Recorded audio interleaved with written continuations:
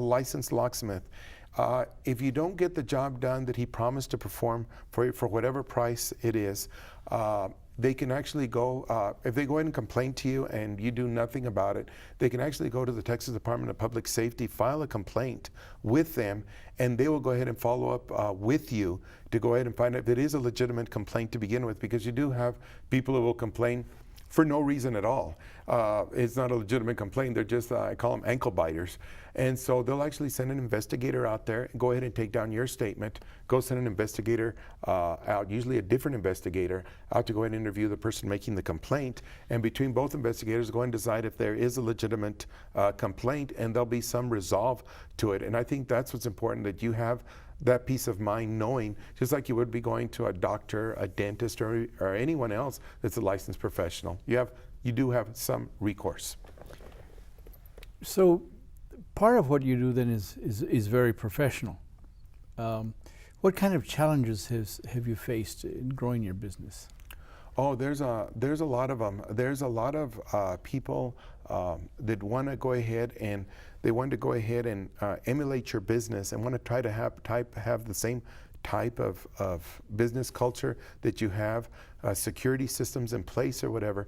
But our suppliers are that we buy direct from the factory. They're very careful now on who they choose as to them supplying their products. They want to have a person that's been around in business forever. They want to have a name to the face that they meet.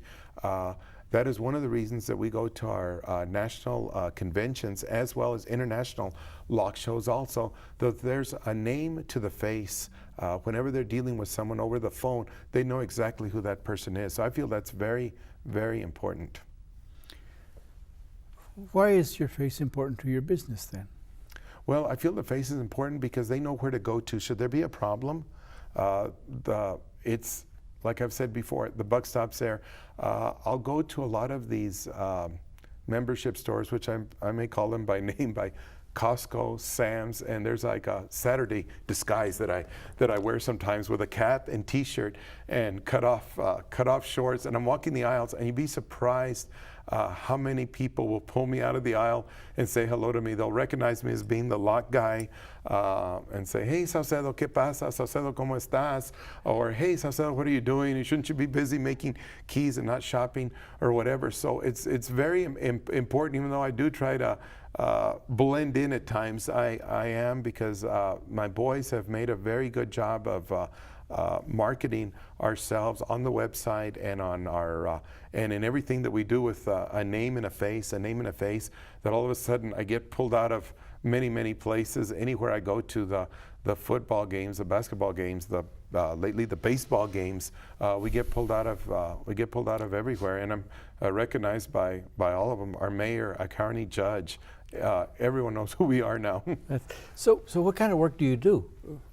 You do work for large organizations as well. The majority of our business, yes, is almost 98% commercial, and the residential that we do is spins off of our commercial customers. So whoever knows the commercial customers, those will be our referrals. So we do work for extremely large organizations. We have the hospitals, government, any of them, almost any of the larger businesses here in town are all secured by us. So what do they need from you? A lot of it is key control. They're so big that they have no idea, well, they do now that they've dealt with us, but they have no idea who has keys to their buildings, keys to their offices. They're just wondering, what they did before was they would go ahead and have a regular standard key for their office, and little do they know that same person that they handed that key for the office would run out to one of those big box retailers, get a key made, 2 or 3, and before you know it, they have an extra 2 or 3 keys to the office. I had no idea. We had one customer come in one time and said he decided to work late one night at 9 o'clock at night, and all of a sudden he heard the door open, and it's like, how did that person get in? Well, they had gone to one of those big box stores, gotten a duplicate key made, and walked right into his office and scared the daylights out of him. So all because he had no idea the guy had an extra key made for his office. So what do you do in that situation? In that case, we go ahead and sell him a key control system, keys that cannot be duplicated without his authorization. And there's a variety of different key systems in place. We use the ones that are most, that will fit them, their budget, what they have, the type of locks that they're going to be using, whatever we can use that'll actually work the best for them, and we give them different options. And with that, they have total control of the keys. If their signature literally isn't a card, just like you would a bank card, if their signature isn't on there, that key doesn't get made, or service for that matter.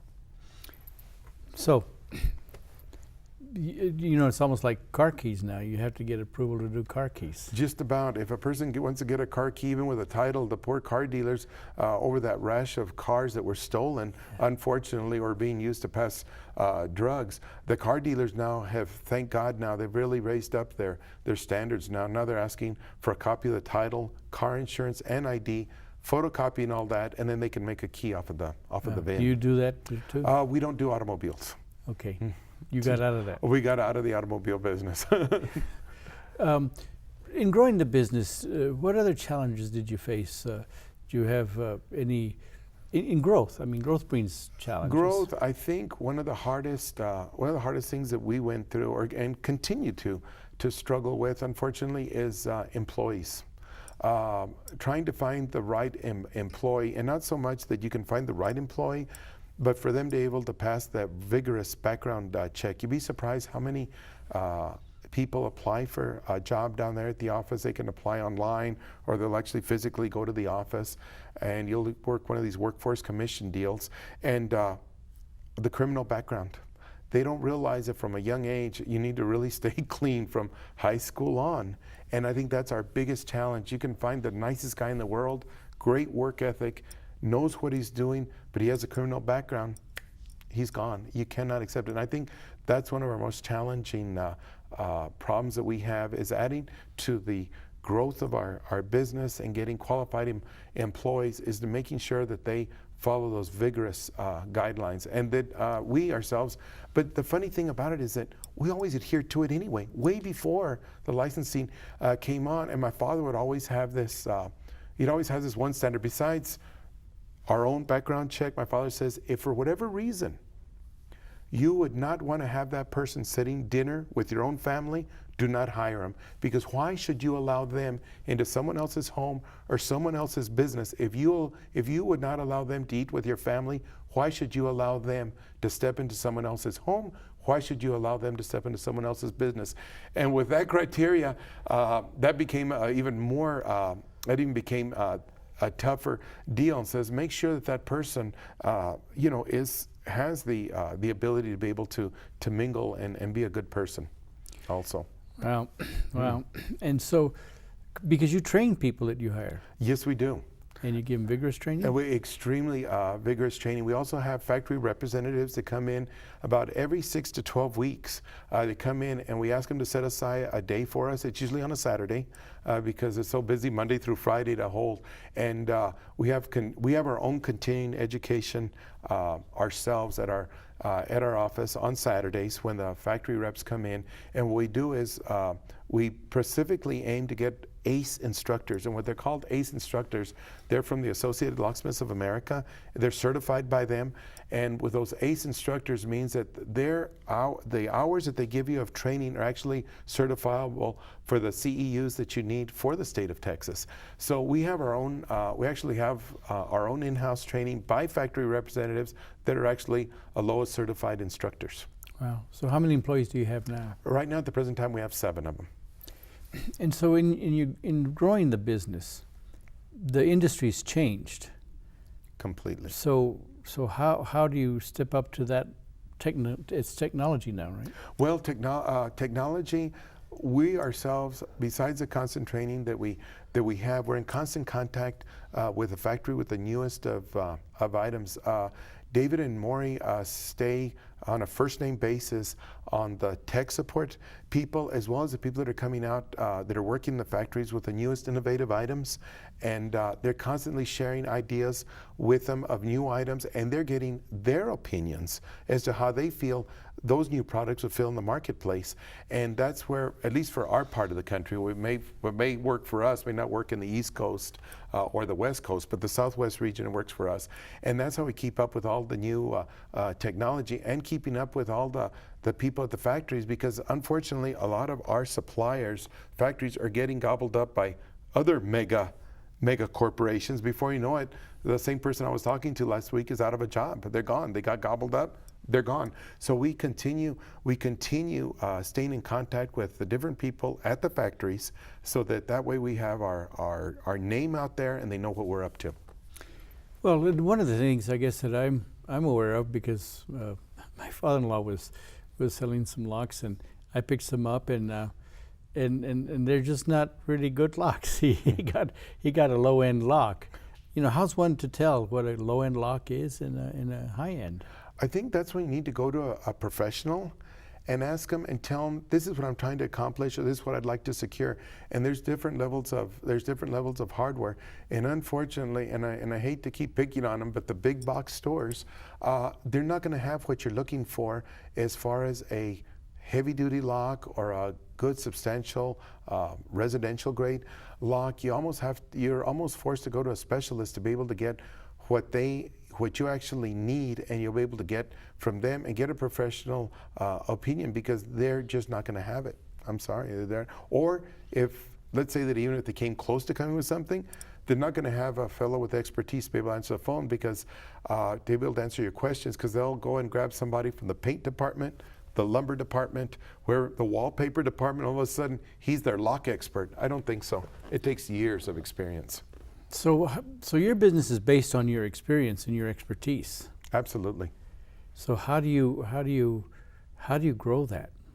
Well, we go ahead and by continued training, I don't mind for my people to shadow me, and I'll go ahead and I'll even tell a customer at the front counter, says, do you mind, he's going to be shadowing me, or she will be shadowing me here while I'm making this presentation or talking to us. That way they can pick up on the training that we're doing, and when the customer asks a question, I'm answering it. They're absorbing all of this constantly.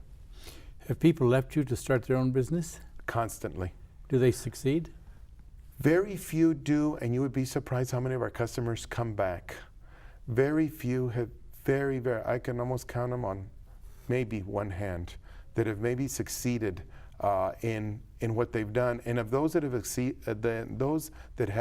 succeeded, they either had my blessing, that they and we still help them now, and they still come back and ask for help or whatever, and they've had my blessing. The ones that haven't succeeded just didn't have my blessing to begin with, and they probably weren't going to succeed to begin with. Well, it's fascinating to learn about the key business, but about the family name and the legacy. We've come to the end of our interview, of the first half of our interview with Mr. Saucedo, and we ask you to stay tuned for segment 2. Thank you, Mr. Saucedo, for letting us interview you, and thank you for watching.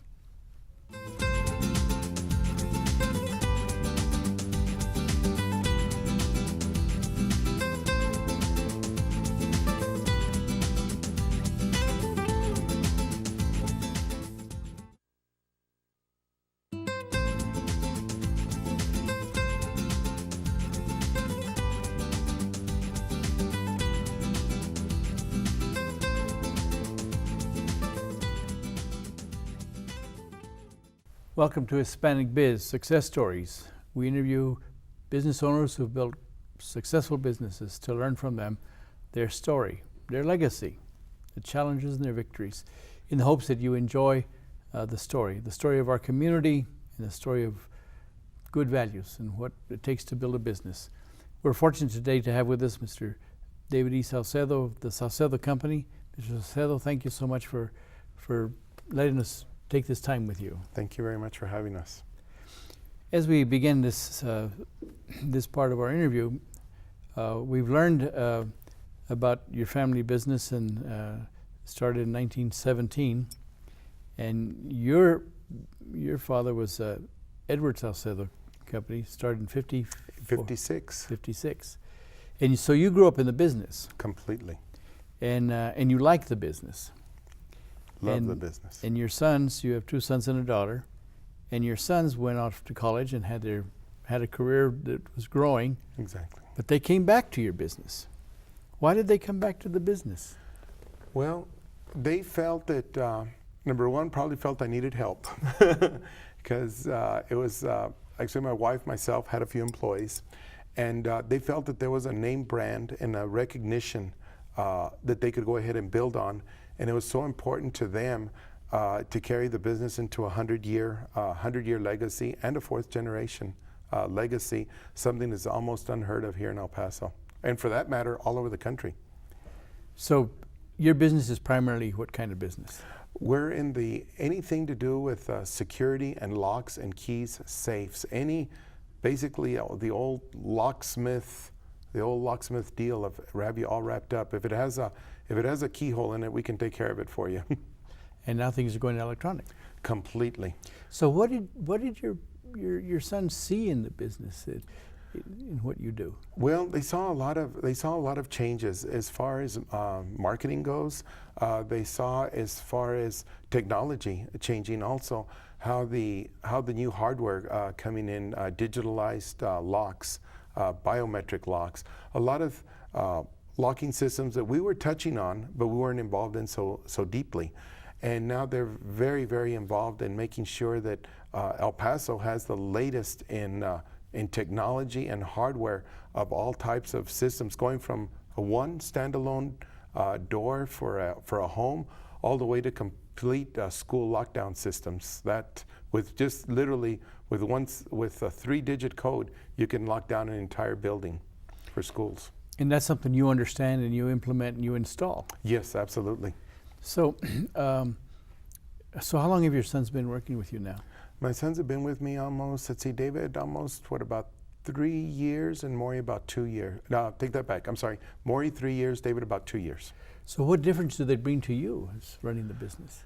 Well, completely. Number one, I have two, besides my wife that's helping me down there at the office, I actually have two very, very dependable family members down there, and it brings a new dynamic, because being a family, you can actually say, do, and feel what's in your mind and what's in your heart to get things done. You don't have to hold back or be politically correct, so to speak. So if things sometimes don't go wrong or they go right or whatever, you can go ahead and say the same feelings when they were maybe 5 or 6 years old, running around the house driving you crazy at home, or when they were 5 or 6 years old driving my parents crazy at the office, because they spent a lot of time, they're spummers, they would spend them at the office.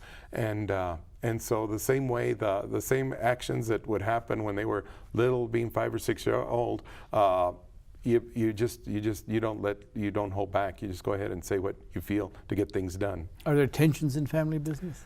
There will always be tensions. You know, there always used to be a joke in the family. There's always the right way, the wrong way, and the ESCO way. And the ESCO way used to be the old Edward Saucedo company name. But there's always tensions, because someone always feels that they know how to do something better. I just tell them to go ahead and let's just not forget the past so we don't relive it in the future. So building a family based on tradition, does that bring challenges? Yes, it does. We have a lot of high expectations from a lot of people. If Maury or David, when they go out and call on a customer, or simply by the customer coming into the store, or even myself for that matter, since our last name carries the name of the store, it does bring that dynamic challenge of, they expect for you to take care of whatever it is. There's no going to go see a manager. There's no let me go. No, you are the manager. You are the owner. You are the. You know, there's no one to pass the buck to.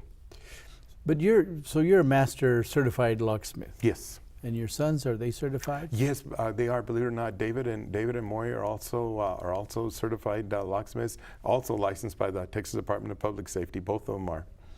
So this expertise that you have, that you've acquired over the years in working for your father, how do you pass that on? Well, I think part of that was passed on since they were little. You know, as far as they were fortunate enough to work with my father, because my father died, was it 7-8 years ago, and so they were already in college when my father passed away. So they got a chance to work with my father when my father was still well. Unfortunately, he had Alzheimer's, but they got to work with him before the Alzheimer's actually latched on. So they got a chance to learn the old-fashioned way of doing things, not only at the locksmith level of working with your hands and the material, but they also got a chance with working with my dad at the business level too, the way he would do things and calling on customers when he was well. So you worked with your father. You were all one company, your father, and then you worked with him. Yes. And so when you took over the company, how many years had you been working with him? Oh God! At that point, I would just say all my life, because I was 5 years old when I actually be going to the office every day. Of course, other when I was going to school all during my summer vacation.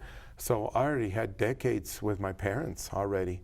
At that point, I mean, it wasn't a day miss not working. That's the only thing I knew was working for my parents. So your transition was natural. It was very easy, very easy, smooth. I knew they would take us.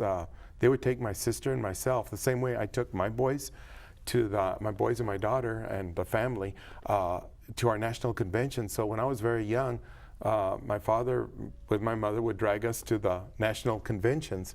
When the kids, in fact, David went to his first convention before he was even born. My wife Sandra was pregnant with David, and my father went with Sandra to the National Locksmith show. So David attended his first show before he was even born, and then right after that,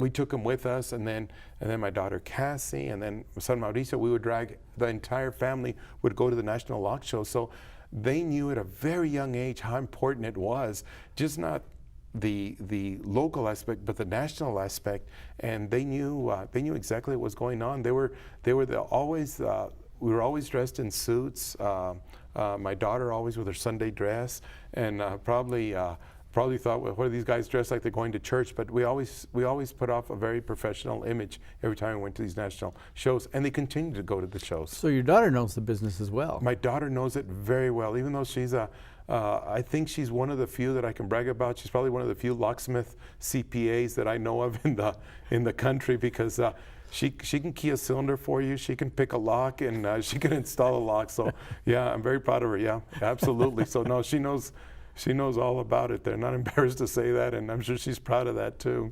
So you know how to crack a safe? Well, I don't know how to crack a safe as well as I should. I had excellent teachers. The mechanical end of the safe, for whatever reason, never became very simple to me. I always had difficulty. But my father we had a fellow with us. Safe to say, call him my compadre Joe. He was like a brother to me. Continues to be a brother, and my father treated him just like a son. And believe it or not, he is one of the best safe crackers in the world. Really? And we're very fortunate to have him here in El Paso. Extremely trustworthy, and I'll tell you how trustworthy this guy is. Not only does he have a key to our business, he also has a key to my parents' home, and he also has a key to my home. And we're very, very proud of my compadre Joe. And I just, he is more like a family, and he's also the kid's godfather also. So I call him my compadre Joe. Is he transferring some of that skill? Yes, he is. He takes, believe it or not, he holds these classes for David and Maury, and he's transferring a lot of that skill to David and Maury on opening up safes and the skill of servicing safe locks. What's important about that? Well, I think it's very important because it's a dying legacy. Yeah. There's very few that possess the talent to do that, and we are going to be in trouble. The next generation or generation after that, I joke about it. We are going to be in trouble because why is it important to have that skill, though? Well, because there's so many of that safe opening problems that no one knows how to go ahead and tackle it. Yes, there's classes that you can take at the national level. Yes, there's they even have classes where actually go and live in the school, believe it or not. There's schools that you actually go and live there 6-8 weeks at a time to go ahead and teach you, but they don't offer they offer a hands-on textbook version of what's going on, but they don't actually offer you the actual hands-on knowledge to be able to do what you need to get done. So safes is one area. Yes. But electronics now with Large facilities is another area. It's just completely area, and everything is going wireless now. The old days of running wires everywhere. I remember not too long ago, about 5 or 6, 7 years ago, we would get called out to a call that would run a wireless, a wired access control system, and our biggest challenge was always the wiring, hiding wires, doing the wires. Where's the central control panels going to go? I mean, it was just a nightmare. I mean, in fact, you almost, at a point, you almost wish these people wouldn't have called you, because the wiring was so difficult. Well, now with the wireless systems becoming so sophisticated, it's a pleasure now to do all the electronic systems on the wireless Wi-Fi level. So you don't have to run wires? Not anymore. Everything is standalone at the door. So the door has a sensor? Exactly. The locks, everything are Wi-Fi enabled. They're standalone. It's great. It's actually a pleasure now to do these systems. What happens if the internet goes down? Well, there are bypass methods within the same hardware because as you do know, internet does and will go down. So bypass on site? On site, and there's also cellular backups too, should heaven forbid that happen. Wow. What about some of these larger projects? Can you describe what a large project is like? I would say larger projects to us, anything over 100 doors or more. And the problems that we have with larger projects is not so much the project themselves or the opinions of the different levels of bureaucracy that we have to go through. We'll get the green light from either the CEO of the company over its Fort Bliss, let's say a commander. This is what we want to go ahead and do, and all of a sudden you have all these layers coming that no, they want it done this way, they want it done the other, different opinions on how things should get done. And I think that poses more of a challenge with us getting everybody on the same table. We did a couple of very, very large mass transit systems that were just newly opened here in El Paso. And we were very fortunate to work with the people within the mass transit system that acknowledged the difficulties. We went ahead and laid it on them to go ahead and deal with their people underneath them, to let them understand how the key needed to be done. And we worked with only one person, and they were able to take care of that, because once you start working with the different departmental heads, you have a lot of problems and a lot of questions and answers and opinions on things be done. So we were very fortunate that we were accountable to only 2 people, and this what makes the project so much easier. We're only accountable to one person, but I think when you open yourself up to getting opinions from everyone within an organization, it's a nightmare. You're banging your head against the wall. So you really need to know your customers' needs. Exactly. You know the customer's needs, you take care of them, and you're accountable to 1 or 2 people, and this project goes off without a hitch. But you're experts in security. Absolutely. When you talk about security now, there's camera systems and all. Are you involved with that too? Yes, we have just gotten into CCTV and real-time systems now, where you can actually have your iPhone, iPad, any type of actually wireless device, and go into the Wi-Fi, and you can actually be monitoring your home or your business right on your iPad and be keeping an eye on what's going on, as well as even getting alerts now.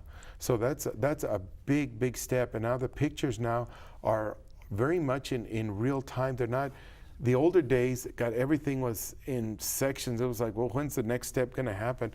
No, I mean, it's moving quickly now. So what's the future growth of the Saucedo company? Well, future growth is to actually just be a turnkey security provider, where we can just literally take you from one-stop shopping for all your security needs. I mean, going from all the way to the front door, all the way to the back door, the side doors.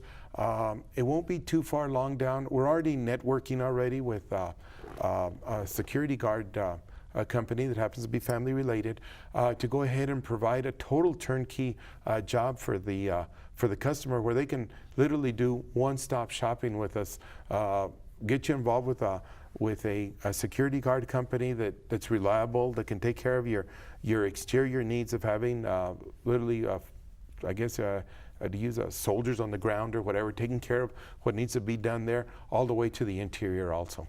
And so your sons now, where are they taking your business? Where are they taking it to? They're taking it literally to the next level. They've opened up an online store already. They've gotten that, online store, and internationally now, believe it or not. We've already looked at and already doing business into Mexico also. So that's what they're looking at, is not only we're at the national level now with the internet and the online store that we have, we're also growing into Mexico, and the next step will be that, of course, will be South America. So what is that opportunity like? It's completely different, completely different. The opportunity is great. A lot of the products that we have never been seen in Mexico, have never been seen in South America, and it's presented its challenges, of course, trying to educate the public, or the end users rather, locksmiths, wholesalers, people that are the manufacturers, presenting them with the newest line of merchandise that's available at a price that's very reasonable for them to use. So the future is bright. Completely. So what do you teach your sons about the business? What values do you pass on? Well, I continue the same values that my father did. You know, honesty, integrity. Don't forget that your name is in the business. You know, just continue to teach them to train yourself, learn for look for new opportunities. You know, where another door closes, another one will go ahead and open up. I know a lot of times there's a little bit of discouragement, because we'll go through a lot of trouble laying out a system or a plan for a customer, only to have some person come in from out of town, just pull the rug out from underneath your feet, and you're wondering, well, how in the world did this happen? What did they do? What did we do wrong? Because we did everything right that they may have taken. Later, only to find out that that person that came in from out of town actually didn't provide the same products and services that you were going to provide. And all of a sudden, and you go back to the customer and tell them, hey, it says they weren't comparing apples to apples, man. This was apples and I don't know what, you know, oranges or something else. And to try to re-educate the customer, by that time, though, sometimes it's too late. So as the business grows, the technology grows, you're prepared with your sons in the business now, but it looks like this industry is going to grow even larger than, because of technology, but because of the security needs. So why is the family legacy so important in that? Well, I think people will find comfort in knowing that when they deal with us, that they're dealing with a 100-year-old, almost 100-year-old name, taking care of them. They feel that there's some type of a bond between what we do with them and what their needs are. It's not a runaway, like I'm here. There's, unfortunately, in our business, as I'm sure in all types of business, there's nothing but opportunists. And they play, especially in our business, they'll go ahead and play on your feelings, use scare tactics and things like this, only for them to be the ones that you should actually be scared of, and everything else. And that's a very scary situation out there right now. You know, as I'm listening to you, I'm beginning to understand, since I've known the name since all my life, that you're part of the fabric of this community. You've been providing a service to this community, and you continue to do that. But as your business grows, the important thing is that it has sustained itself to grow. And so what is the key ingredient?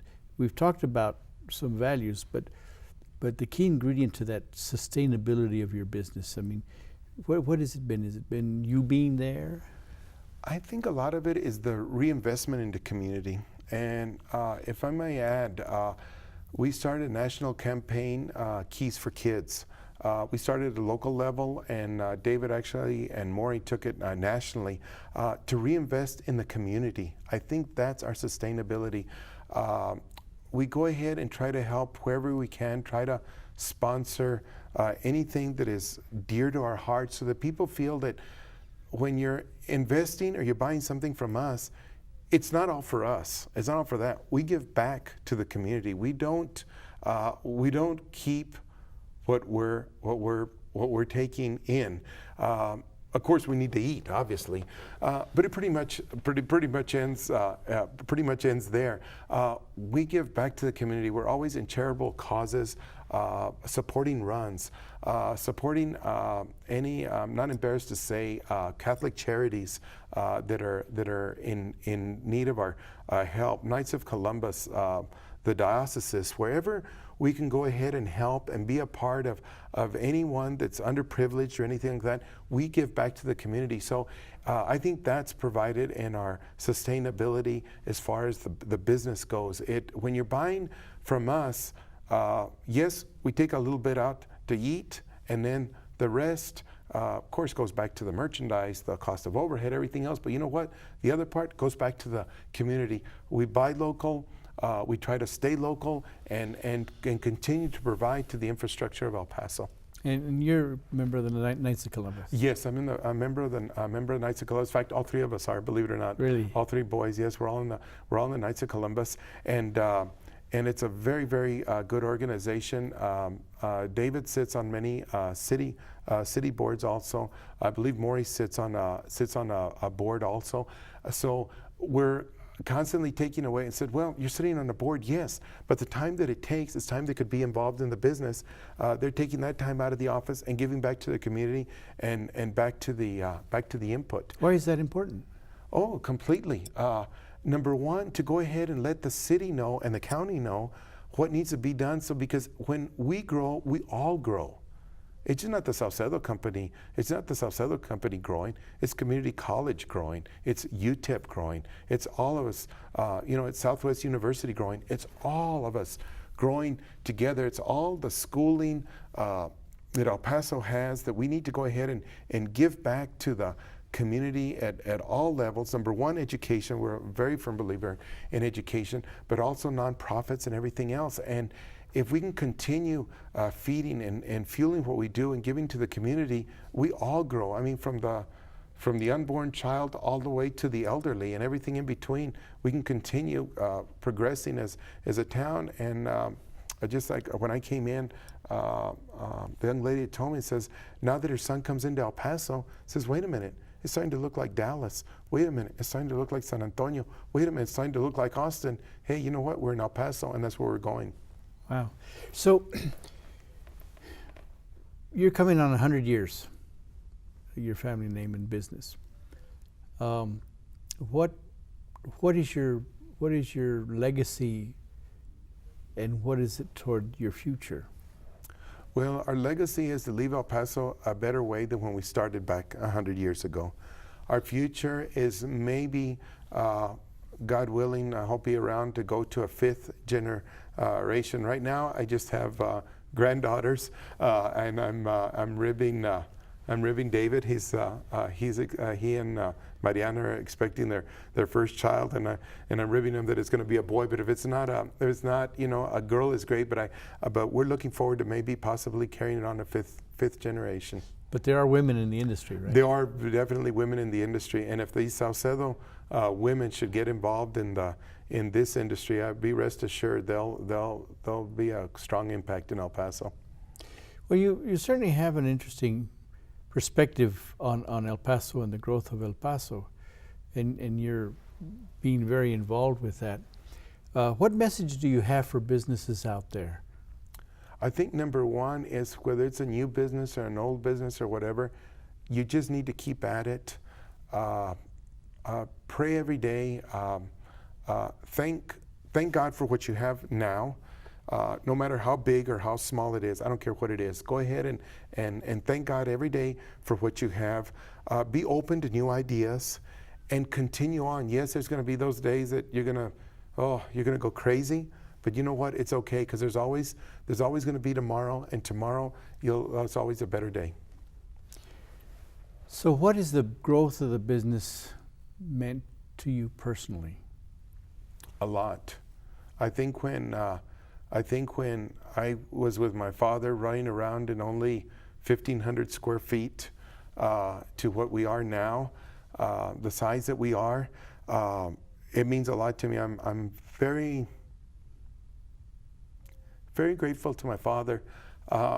His vision, when we did our huge expansion back in the 80s, his vision, my sister's vision, my mother's vision for where the store was going to go, I'm so thankful every day that they gave, because they had so many opportunities, all three of them, to just say, you know what, it's not worth it. They didn't. They kept on strong. They kept going. And I think that I'm just thankful that I can walk into the store and say, you know what, this is ours, our real estate, our everything.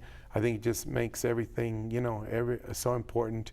And I always think of my mother with a certain song, and I tear about it, climb every mountain. And she'd always tell me, climb every mountain, and I do that every day. Isn't that something? That's fantastic. So you've grown as a person in growing your business. Completely.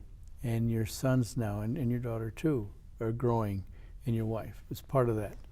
So your business has been a fabric to grow your family.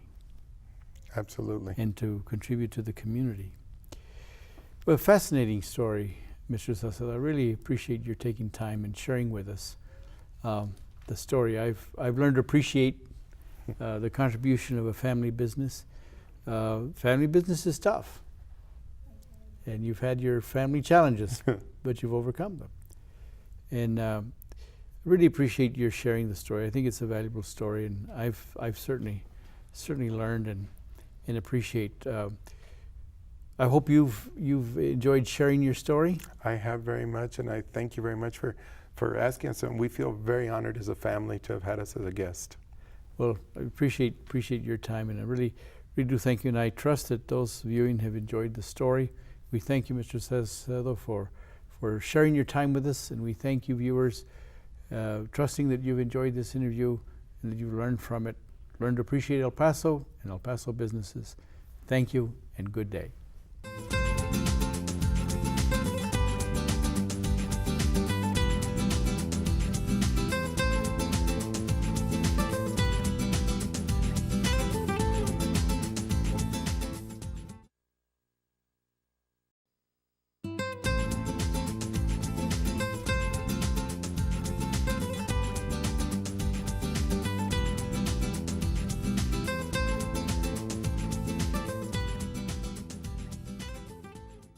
Welcome to Hispanic Biz Success Stories. This program we interview business owners who've built businesses that have left a legacy and are leaving a legacy in our community. We learn from them their story, the challenges they've overcome, and about their victories.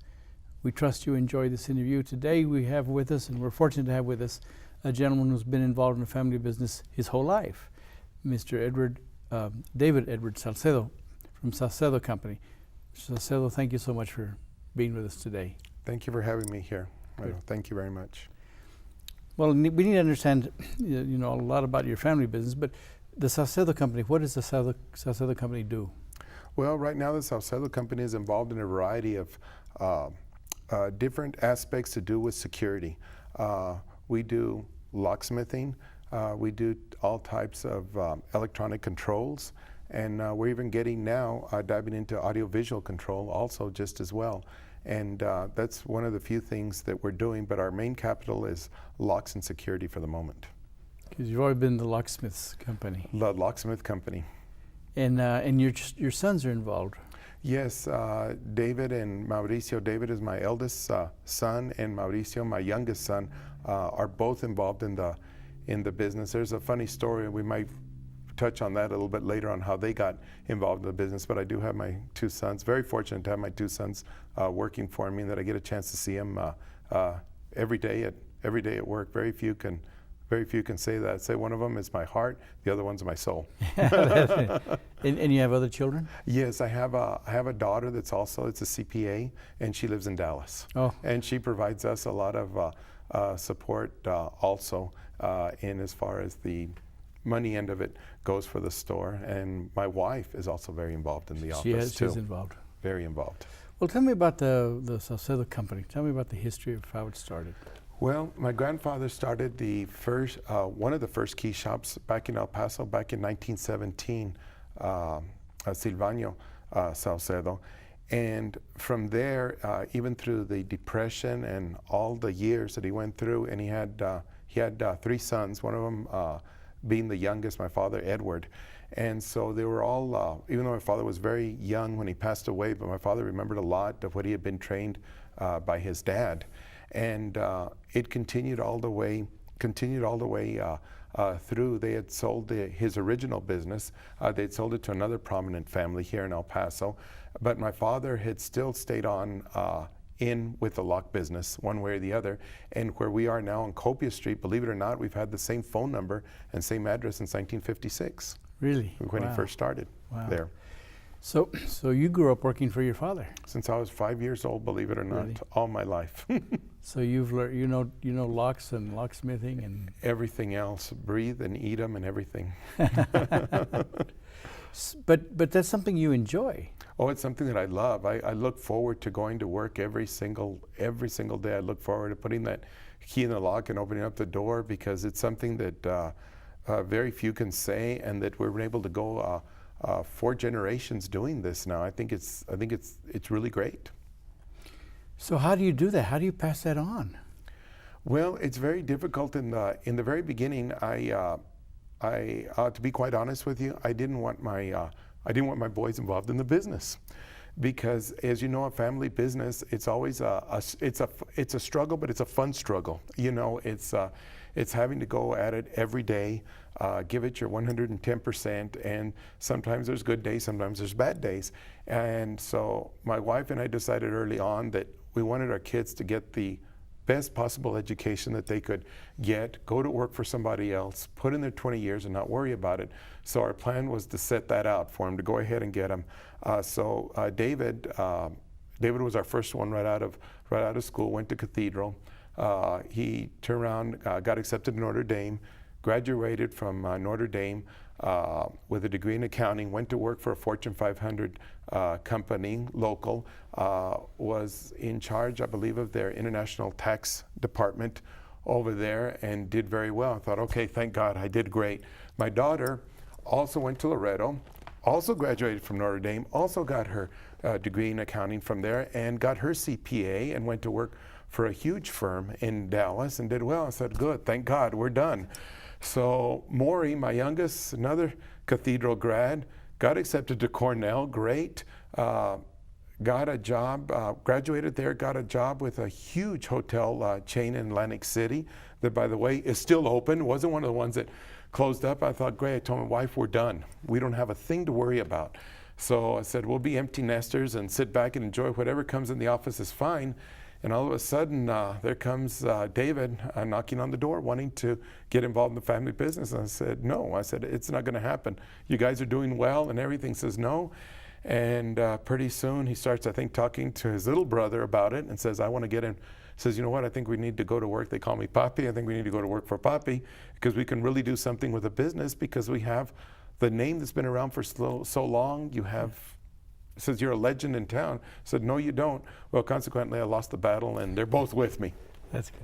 And they're going to take the business to and they'll go and take the business to the next level, and they'll eventually wind up with the business. That's right.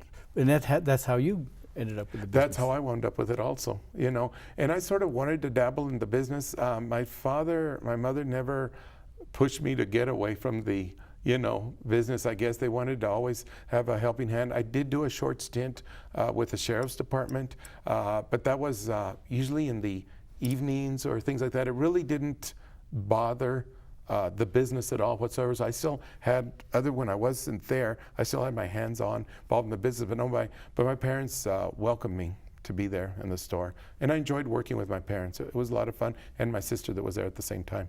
So what schools did you go to? I went to St. Joseph's for grade school. I went to Cathedral, and I went 2 years to UTEP. Wow. So your family has a lot of tradition. What did you learn from your father?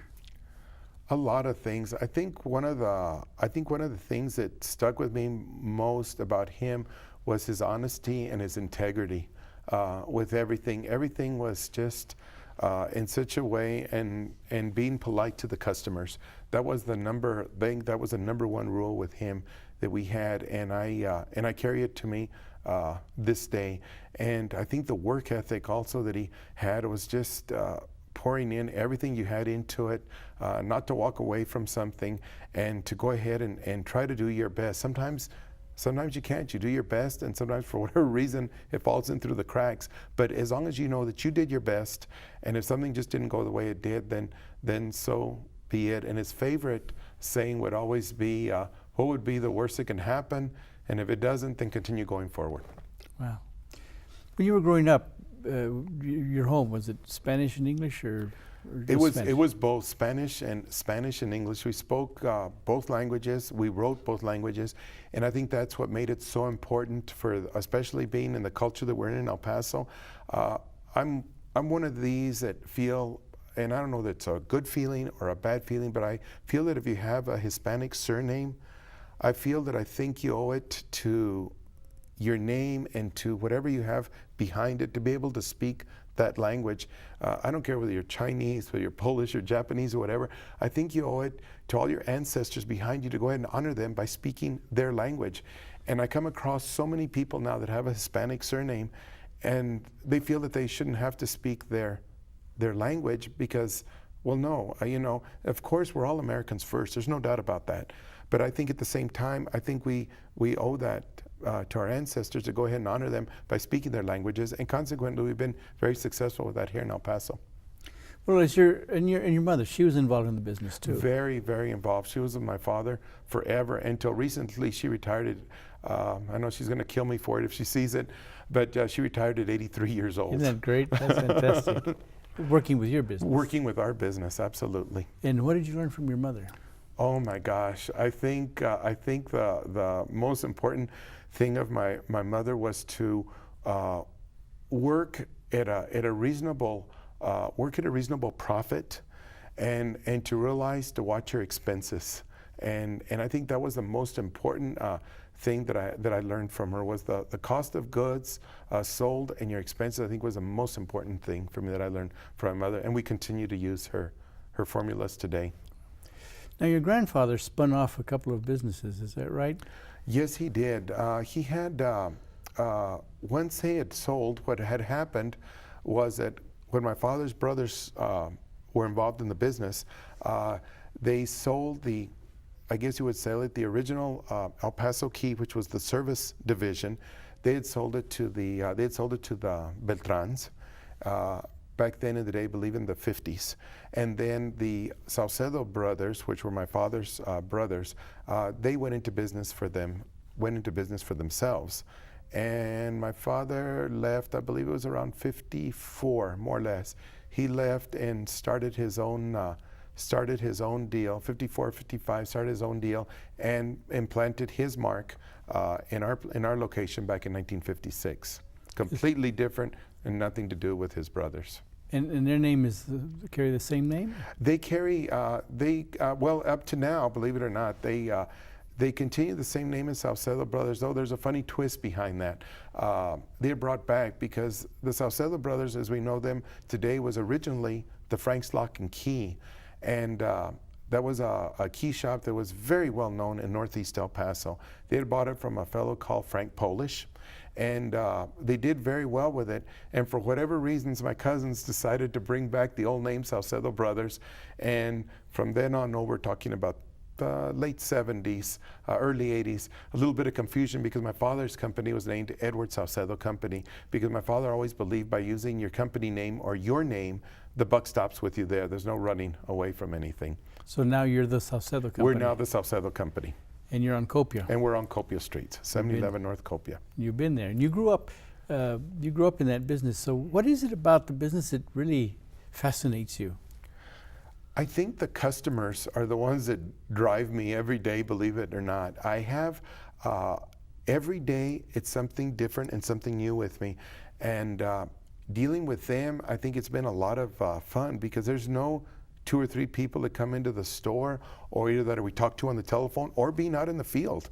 Everyone has a different problem, and I think that that's what drives me, is being like a lock problem solver, so to speak. They already come into the store, they already have a problem. Even if it's a simple key, they'll go to the mass merchandisers, what we call the box stores, go to the different little key shops that are out in the parking lot, and they can't find any relief of where they go, and they find comfort in coming into our store that we have a vast inventory of so many years of keys that we can just about do anything for them and get them out of trouble. So what is the lock business all about? I think the lock business is all about going back to almost to the old Roman days, I think, of being able to have security and peace of mind above all. To know that even though he is your neighbor, but sometimes he's not necessarily a friendly neighbor, and we need to keep him out. So that's what locks do. Exactly. We keep you out. And so, but you're a locksmith as well. Yes. What is a locksmith? What distinguishes a locksmith? Well, we are now licensed. About 7 years ago, we came under we had been advocating for some type of licensing. Myself have been a member of my father. His original number was only in the 4 digits from the National Locksmith Association. And my number followed a little bit after his. And we had been advocating for some type of licensing, some type of way to weed out and I hate to use this term, the riffraff, so to speak, people that were convicted felons, people that had either some type of bad background or whatever. And it finally came to true. We finally got licensed under the Private Security Board, which is the same as security guards. So now we have to go through background checks. We go through the FBI fingerprint checks. The newer locksmiths that are trying to get into business now have to pass a 200-question test up in Austin. Vigorous questioning by a board also at times if they're not satisfied with your answers, and that has helped weed out some of these people. Not to say that, unfortunately, in El Paso, like everywhere else in the state of Texas, there are a lot of unlicensed locksmiths out there, and they're the ones that still ruin it for us. But it is a $10,000 fine or a 2-year jail sentence, or both, if you are caught operating without a license. But even like that, a lot of these people does not deter them from running illegally. So why is that so important that you be a licensed locksmith? Well, I feel that you have a lot of recourse. When you call